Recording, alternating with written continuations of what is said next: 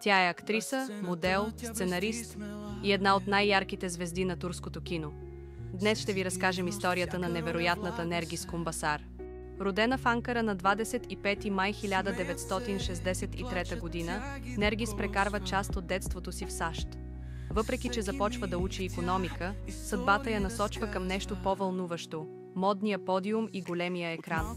През 1985 година дебютира в телевизията с ролята на Нюзет в сериала «Девето чуждо отделение». Публиката я обожава, а кариерата й набира скорост. В края на 80-те тя се омъжва за актьора Мехмет Али Ербил.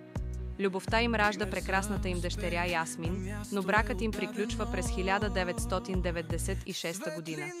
Сред скандали и медийни сензации, Нергис доказва, че силната жена може да се изправи пред всичко.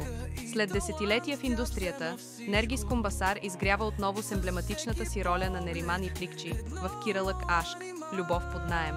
Хитът превръща Нергис в любимка на ново поколение фенове. Освен че продължава да се снима, тя е и вдъхновяващ глас за социални каузи, женски права, справедливост, изкуство. Една смела, талантлива и незабравима жена, която продължава да пише своята история. Ако ви хареса този клип, не забравяйте да харесате и да се абонирате за още подобни истории.